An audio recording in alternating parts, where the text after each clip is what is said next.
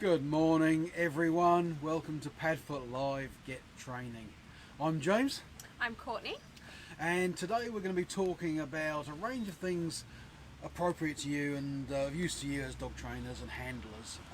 So we're going to start off today by talking a little bit about habits. So the habits you need to develop as a trainer, the habits you need to develop as a dog handler when you're out and about with your dog, and also the habits that you want to ingrain in your dog, and also talk a little bit about the psychology behind habits. Now, I'm not a psychologist, so it'll be a little bit of pop psychology, but anyway, I know enough to talk about dogs, so that's what we'll be talking about. In our masterclass section today, yeah, exactly. Yeah, we can do Pavlov and some stuff like that, but that's basically it. In terms of our masterclass section today, we're going to be talking about the concept of jackpotting, and to demonstrate the jackpotting, we're going to be using the recall, and where we're looking for real power and focus and drive, in the recall, which is a really useful skill to have. Yes. And then we'll finish up with Buddy's trick of the week. Bud's here with us again today. Not less of a trick this week, more we're going to get Buddy demonstrating that recall for you. What we're looking for in a really, really good, solid recall. Okay, so as you can see, the weather's shit. It's really not very nice. It's raining. For some reason, Courtney's not wearing anything. I'm already wet from training club. Yeah, I'm completely wrapped up, and Anyway, so it's not very pleasant here today, but that's life. We're dog trainers. We get out and about in it all rain the or time. shine. Exactly. Unless it's dangerous for us or the dog, we're out. Okay, so habits. Now, there's been a lot of kind of talk and a lot of sort of psychology. Around the development of habits and the use of and the usefulness of developing habits. And what prompted us to talk about this week, I've been listening to a podcast recently from a guy, I forget his name now, but he's a professor at Stanford, and he's written a book called Tightening Habits. And what he talks about in that is that basically the way to develop really strong habits and actually achieve your goals is basically by breaking things down into bite-sized chunks. So rather than saying, right, I'm going to lose weight or I'm going to lose 10 kilos or whatever, he talks about, basically building that up into small things. So, for example, one weird example he gave, which I found was very bizarre, but he's got himself trained in now on a pee. So if he goes and has a pee, so he goes to the toilet, has a pee, he does 2 push-ups. I don't know whether he's doing them at the same time in the same place. I would hope not. But anyway. But what he's talking about is actually he's got that connection now. So he's just got to do 2 push-ups. Now, if he wants to do more, he can do more. Mm-hmm. But he has to do 2. It's a small thing, but it builds up that habit, and he's using other things that he's doing as a prompt for that. And it's quite interesting. I got myself thinking about this in the context of dog training as well. Yeah, not necessarily that we train them to do push-ups every time they do a pee, although we could, but it's more around how we need to think about our dog training. So when we're training our dogs, we talk a lot about in class around how we want people to visualise stuff before they inflict themselves on their dogs. We want them to really get their shit together, and we ask them quite often to walk through the exercises they're doing. So whether they're luring in the heel, whatever it is they're doing, we ask them to basically do a dummy run but without their dog. So they're kind of going, right, okay, my treats are here, my lead is here, where am I going to position it, where do I need my body to be, all of that kind of stuff. And the people who take that seriously and really actually do it rather than just going through the motions for our sake do so much better with the exercises. Exactly right, because it just gets it into your head.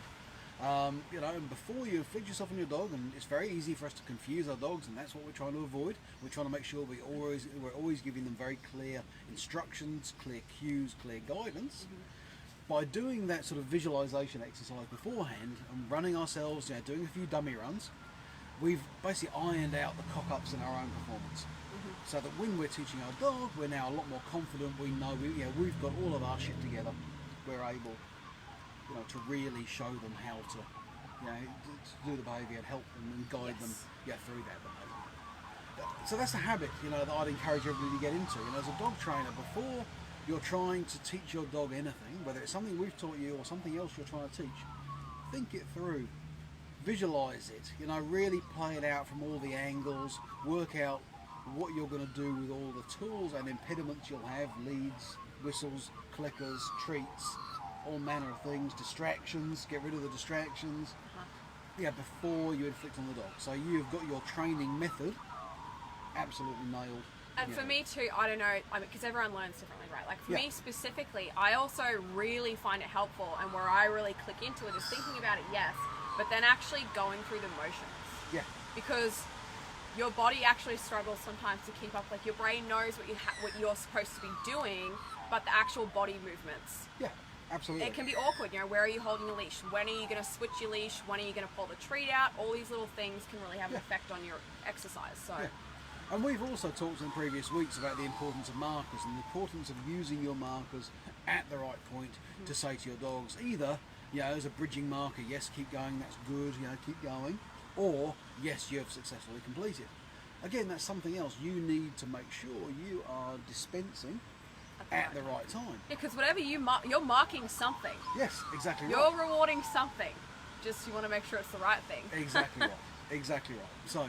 So get into, as trainers, try and get into the habit of thinking through what you're going to do, have an objective for your training session, making sure you've got your own shit together before you inflict yourself on your dog, make sure you've really, really worked it all out, and you'll find your training session goes a lot better. It's also quite helpful to come back, watch these videos, watch videos we've put out, watch other videos on YouTube. There's some good dog trainers on YouTube. You can watch some things and kind of go, right, okay, that's how I'm going to do it, and you can work out your method. Do you have anyone you would suggest on YouTube? Just because there's good stuff, there's also terrible stuff on YouTube. Well, exactly right. So I like, Pat Stewart, obviously. Pat Stewart's good. There's some very Larry good stuff. Crone, Larry do Crone like. is very good. And there was a guy I was watching, I forget his name now. I might have to put it up in the comments. Yeah, we'll give you a list. Yeah, maybe we'll put a list of some YouTube links in the comments after this. Of people that we think actually do know their stuff. Yeah, are worth watching. Because there are also a lot of people there that really, really don't. So, really, really don't. Yeah. Okay. Now, the next thing is about handlers. So when you're out walking with your dog, you're acting as your dog's handler. Okay. So you're working as its teammate, as it is out and about in the human world. So I always see that. On that basis, you have a responsibility to your dog. You're the leader in that team because this is your environment. This is a human. And they're trusting your direction. We live in a human environment. There's cars, there's people, there's dog. There's all manner of things that they probably can't quite comprehend.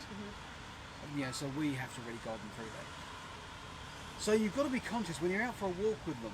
You can't really be switching off, looking around at the birds, on your phone, doing all of that kind of thing. You need to be focusing on your dog, reading their behaviours, and looking for what they need.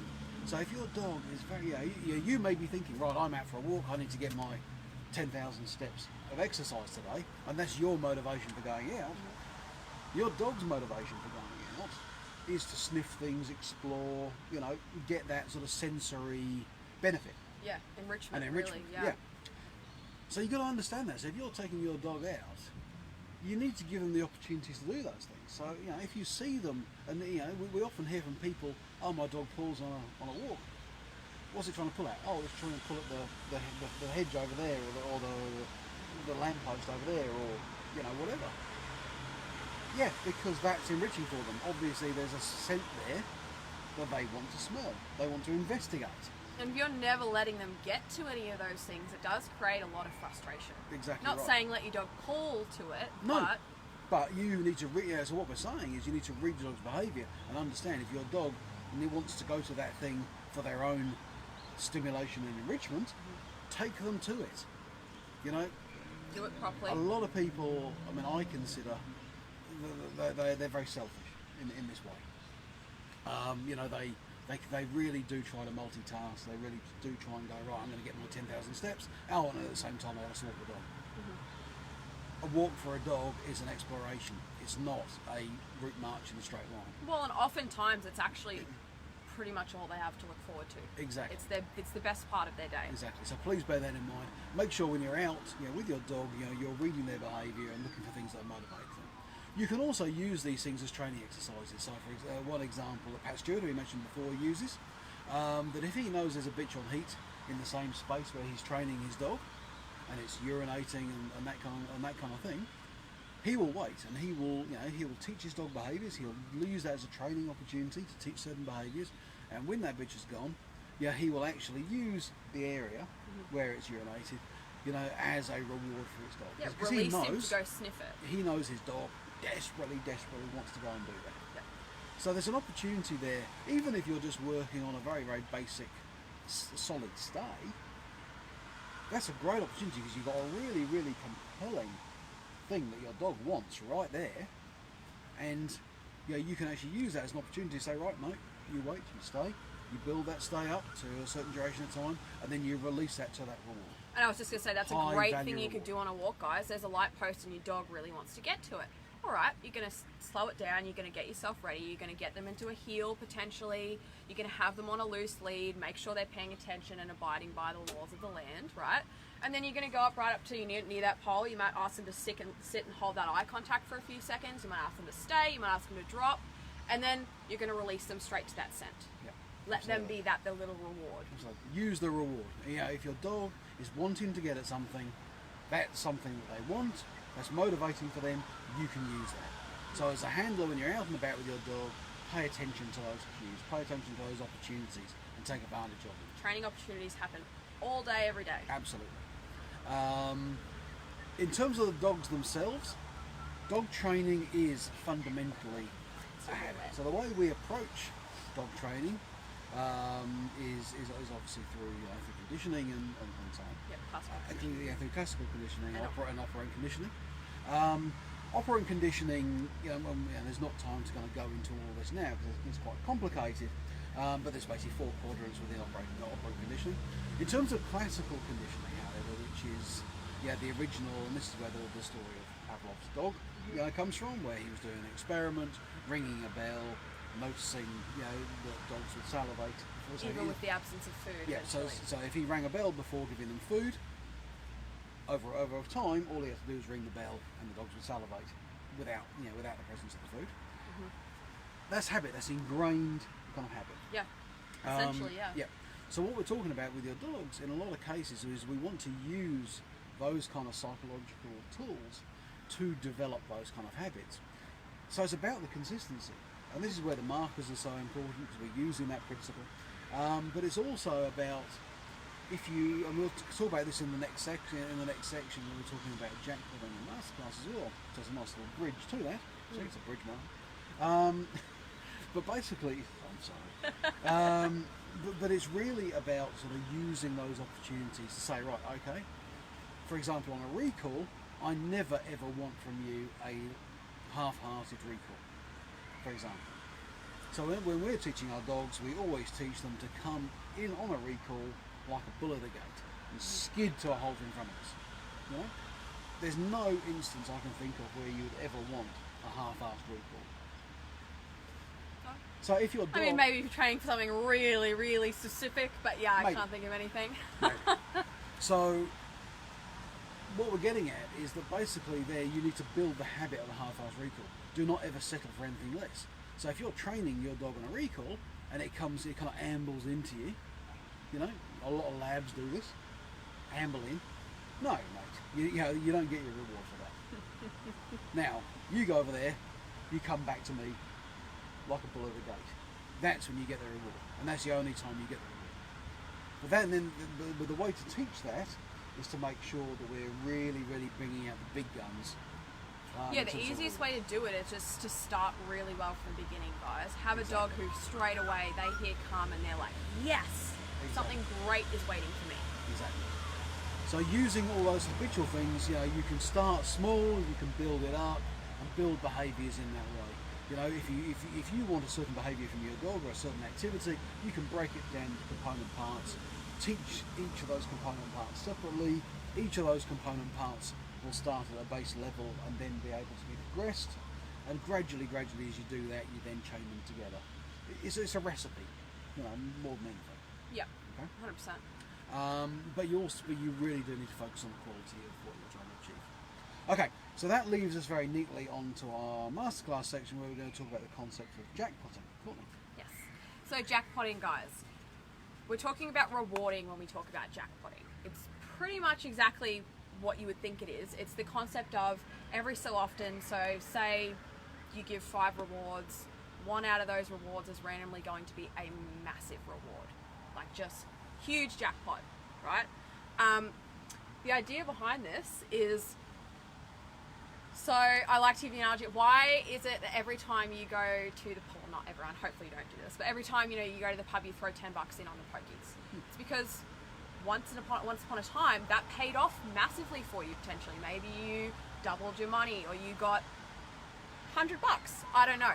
But that memory lasts in your brain, and it was so great and so rewarding to you that you're always chasing that again.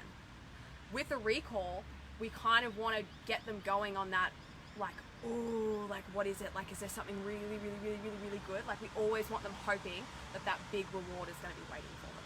Yep. Might not always be the massive payoff, but there is that opportunity and a chance that the payoff is going to be big enough, and that's usually a driving motivation for most dogs.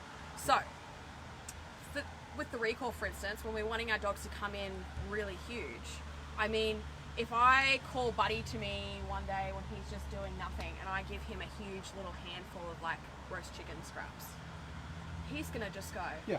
Oh my God. Rather than one bit of kibble, Yeah. or even a small bit of, a few bits of chicken, if you're actually just giving him a fistful, he's gonna go, oh my God, what did I do to deserve that? He's gonna go away, he's gonna process it, and he's gonna go, okay, so all I did was she called me in and I got this massive reward. Well, the next time I call him, it's going to be in the back of his brain of like, ooh, I wonder if she has that massive like handful of chicken. Yeah, exactly. So again, with our markers, I would say jackpotting is something that you do want to keep up consistently. Like, it's not something you can jackpot a behavior once and then that's it, No. right? You want to have it on a schedule. So like I said, maybe, every 1 out of 5 repetitions, or 1 out of 10, or even less. Or even when you've really, your dog has really nailed the behaviour that you're looking for. So in a lot of cases, we tend to reward them when they haven't kind of done exactly right. And in class, we're always coaching people against that. You need to, if your dog hasn't done exactly what you want, they don't get a reward. But we tend to do that. Or there's opportunities where they've self-rewarded. So if they've broken a behaviour, if they've gone off to sniff at other dogs' butt, when you've told them not to, well, they really enjoyed that. They enjoyed that. They've self-rewarded. They're more likely to do that again next time. So that's when you bring the jackpot out. So if you've got a dog, say a reactive dog that hasn't kind of amped up to the presence of another dog, has actually stayed under its emotional threshold. It's looked at this other dog and just redirected back to you for instruction. Bang, jackpot. 100%. And the jackpot doesn't necessarily need to be the fistful, or the bucket of chicken and gravy. No, it's just an exceptional. It can be completely over the top, cuddles, love, And we often do this with the dogs in class as well. Quite a lot of people sort of see us making a big fuss of their dogs, and we're kind of going, yeah, but actually that's because your dog did exactly the right thing at that moment. Yes. So we've just rolled out the jackpot. Make a big deal out of it, 100%. Yeah. A comment I like to make on that though is, and going back to being a handler and reading your dog, if your dog doesn't enjoy it, please don't get down and just I've seen people do it. They don't want to use treats, so their dog does something right and they go down and they give it this massive cuddle and the dog's like, not what they're after. Read your dog. Yes. No, absolutely. The dog dictates, as we always say. Yes, James is actually wearing this shirt today. It's hard to see on camera, but there we go. The dog dictates. Right. Okay. Excuse me. So that's the concept of jackpotting. We're going to demonstrate that now using the concept of power and focus and recall. So as we were saying before, there's never really an instance when we're not looking for a really, really, really solid and powerful recall. So Courtney's going to demonstrate this now. As you can see, she's now taking Buddy down, down to the other end of the oval. She's going to put him in a stay down there, and then she's going to come back over here to close to the camera, and then she's going to recall him. So you guys can actually see, see the power, and the focus that we're looking for, and that we get from Buddy, within that recall. If you're not getting this from your dog, as I said, this is where they may get a low value treat because you're going, yeah, he's going, yes, she came, so you've got a little bit of kibble. You're not getting the fistful of chicken and gravy. Okay. Right. Now Courtney's back, and Buddy's sitting down there. You see, now this is a very good example of a great stay as well, which we're working on with our foundation class this week, and also our intermediate class. Okay. Right. I'll now move out of the way of the camera, and you'll be able to see Buddy, when Courtney recalls him, come in hard and fast, and you'll also see the jackpotting, the reward at the end. It's a big reward. Okay? There we go. Buddy, come!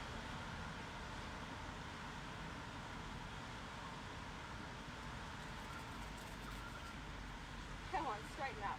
Yeah, good boy. Good boy, bud. So as you see with that, I mean, Buddy is a great example of that, because what I love about Buddy is when he starts moving forward at that speed, his ears are flat back against his head. He means business. And so he looks like he's going, yeah, exactly. Yeah. He really does mean business. He's coming in, he's absolutely focused on Courtney, he's looking at nothing else. He's coming in like so fast that his ears are being flattened back against his head. The only thing he, that wasn't impeccable on that was that he slightly skidded past his stop point. We should have been squaring court. And that's why I did ask him then. You would have seen, hopefully, had him straighten up, because like James said, I'm not going to reward him for, he knows when I ask him to come, he sits in front of me. Yep. So that's what I'm going to ask him to do before I reward him. Yeah. Okay. So that's the sort of thing you're looking at for your recall. If your dog isn't doing that, then you need to start building that up, within your dog. So you need to work out what motivations you can give, to really build that. And it could be that just the next time they've actually done that, because you've given them a bit of a party, they're a bit excited, they've come into you a bit harder and faster than usual, they've skidded to a hold in front of you, that's when you bring out the chicken and gravy. You've brought out the big guns, you've jackpotted them. The next time they're going to be going, okay, they've also got the motivation of coming in fast for the reward, but also, what did I do to earn that? Well, I just came in a bit faster, a bit harder than I meant to do. Exactly. Yes. Rewarding effort is always a good thing, guys. Right. Okay, so that's it for Padfoot Live Get Training today. Hope that was useful to everybody. As we said, we'll put up some links in the comments later on today on people that that we think are actually quite good, and videos you can watch on YouTube. Yep. Obviously, the best people to watch, are us. Yeah, James. Yeah, we know, everything. But no, there's other really good trainers out there that have got really good methods, and a lot of what dog training is about is finding a method that works for you, that really resonates for you and that works for your dog.